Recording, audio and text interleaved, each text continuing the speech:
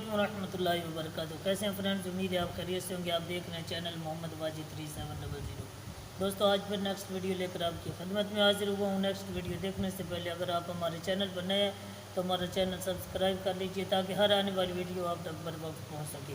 تو آئیے دیکھتے ہیں آج کی اس ویڈیو کے اندر مفتی طارق مسعود صاحب کا ایک علمی بیان. ہمارے نبی صلی اللہ علیہ وسلم کے پاس ایک صحابی آئے بھیک مانگنے کے لیے. صحیح حدیث ہے. لوگوں کو وہ حدیثیں تو یاد ہوتی ہیں جس میں صدقے کی ترغیب ہے, وہ بھی حدیثیں یاد رکھنی چاہیے. صدقہ کرنا چاہیے. اسٹائل یہ ہونا چاہیے, انداز یہ ہونا چاہیے جو میں آپ کو بتا رہا ہوں. صحابی آئے, انصاری صحابی, عرض کیا یا رسول اللہ گھر میں کیا ہے؟ فاقے, کچھ بھی نہیں ہے کھانے. وہ واقعی بیچارے مستحق تھے, انہیں تو نبی ویسے ہی دے دیتے نا, وہ جھوٹ تھوڑی بول رہے تھے نبی کی خدمت میں آ کے. کچھ بھی نہیں ہے گھر میں. آپ نے فرمایا کچھ تو ہوگا, سب صحابہ بیٹھے ہوئے ہیں, کچھ تو ہوگا. فرمایا صرف ایک پیالہ ہے. ظاہر ہے وہ پیالہ ہے جس میں ڈال کے کھانا کھاتے ہیں, وہی اگر بیچ دیں تو کھانا آئے گا تو پلیٹ ہی نہیں رہے گی گھر میں, برتن ہی نہیں رہے گا. آپ صلی اللہ علیہ وسلم فرمایا وہ پیالہ اٹھا کے لے آؤ. کیا کرو؟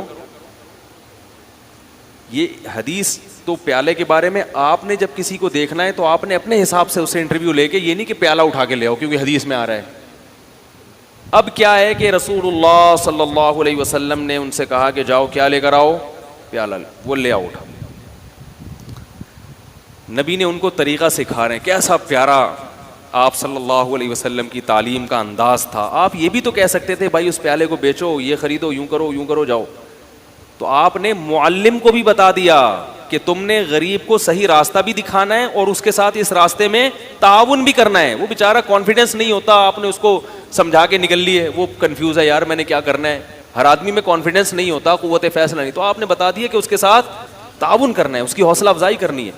تو آپ یہ نہیں آپ صلی اللہ علیہ وسلم نے فرمایا کہ جاؤ وہ پیالہ بیچو اور یہ کرو اور وہ کرو اور خود ہی کر لو سارا کچھ. فرمایا لے آؤ. جیسے جیسے کہہ رہا ہوں نا ویسے ویسے گویا انگلی پکڑ کے چلانا سکھا رہے ہیں, بھیک سے انگلی پکڑ کے چھڑوا رہے ہیں. یہ زیادہ بڑی خدمت ہے. اگر آپ صلی اللہ علیہ وسلم ان صحابی کو کھانا دے دیتے, صدقہ دے دیتے, اگلے دن پھر آ جاتے, وہ تو کھاؤ ختم. اور تھوڑے دنوں میں کیا ہوتا, ان کی زوجہ بھی یہی, بچے بھی یہی کر رہے ہوتے. یہ بھیک ایسی بیماری ہے جو نسلوں میں چلتی ہے. خاندانی بھکاری ہوتے ہیں بعض لوگ, ارے ہمارے ابا بھی یہی کام کرتے تھے.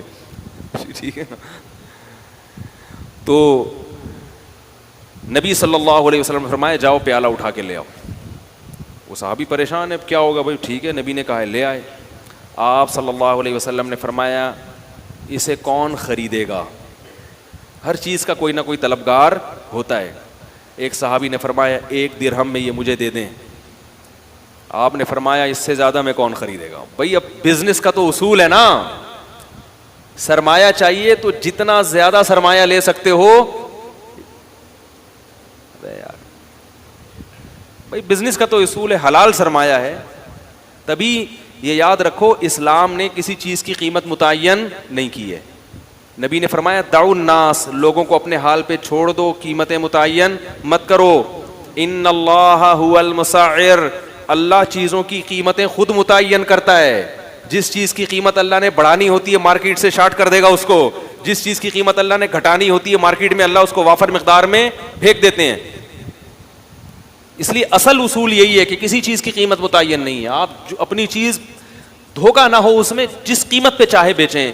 لوگ کہتے ہیں وہ تو پھر اتنی قیمت چیز مہنگی ہو جائے گی. بھائی وہ آپ سے نہ خریدے, وہ ساتھ والے سے خرید لے. کیا خیال ہے؟ تو وہ تو خود بخود. ہاں گڑبڑ جب ہوگی جب تاجر مل کے آپس میں ایکا کر لیتے ہیں, معاہدہ کر لیتے ہیں کہ اس سے کم پہ نہیں بیچنا, یہ ناجائز ہے. اسی وجہ سے پھر حکومت کو انوالو ہونا پڑتا ہے, چیزوں کی قیمتیں متعین کرتی ہے. تو آپ صلی اللہ علیہ وسلم نے فرمایا کون خریدے گا؟ ایک صحابی نے کہا 1 درہم میں. آپ نے فرمایا کہ اس سے زیادہ میں کون خریدے گا؟ ایک صحابی نے کہا میں 2 میں خریدوں گا. اس سے زیادہ بولی لگ نہیں رہی تھی. تو آپ صلی اللہ علیہ وسلم نے فرمایا اس سے زیادہ میں کون خریدے گا؟ صحابی نے کیا کہا؟ میں 2 درہم میں. 2 درہم میں خریدا. 2 درہم آپ صلی اللہ علیہ وسلم نے ان صحابی کو دیے. فرمائے 1 درہم سے کلہاڑی لے کر آؤ اور 1 سے اپنے اور اپنے بچوں کے لیے کھانا لے کر آؤ, گزارا چلاؤ فی الحال, کیونکہ بھوک کا بھی تو کوئی علاج کرنا ہے نا. تو وہ گئے 1 درہم سے کیا خریدا؟ گزارے لائق. یہ نہیں کہ پیزا لے کے جا رہے ہیں.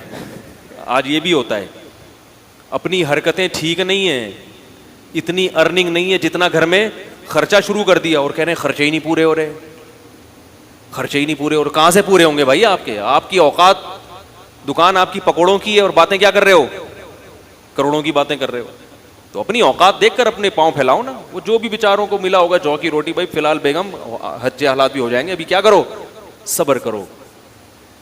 میں یہ بات عرض کر رہا تھا کہ آپ صلی اللہ علیہ وسلم نے فرمایا کہ جاؤ کیا لے کر آؤ؟ 1 درہم سے اپنے گھر والوں کے لیے کھانا اور 1 درہم سے کلہاڑی لے کر آؤ.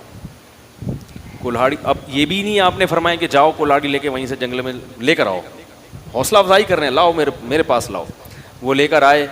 آپ صلی اللہ علیہ وسلم نے اس میں دستے مبارک کو اپنے ہاتھ سے ڈالا اس میں, اور وہ کلہاڑی ان صحابی کے حوالے کی. فرمایا جاؤ لکڑیاں, جنگل سے لکڑیاں کاٹو اور ان کو بیچو.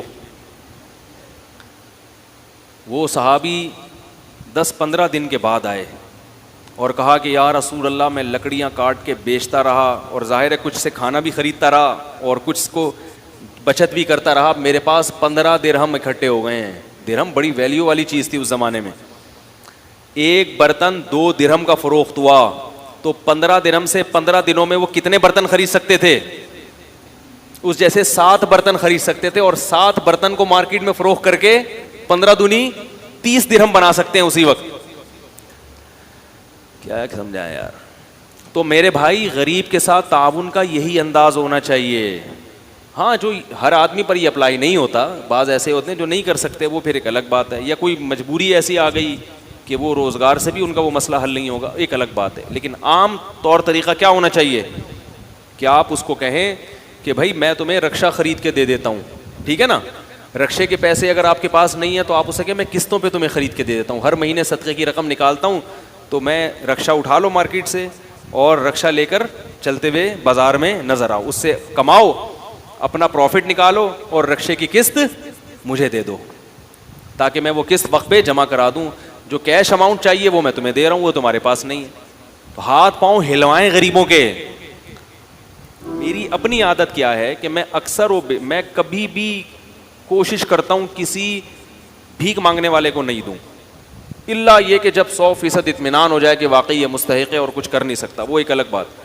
میں جب میرے پاس بھی لوگ کچھ صدقے وغیرہ کے پیسے بھیجتے ہیں, کچھ میں اپنی طرف سے بھی صدقہ کرتا ہوں, تو میں کسی مزدور کو تلاش کرتا ہوں, کیونکہ یہ پتہ ہے کہ یہ بیچارہ اگر مالدار ہوتا تو اتنی ٹف مزدوری, بولو بھائی, نہ کر رہا ہو.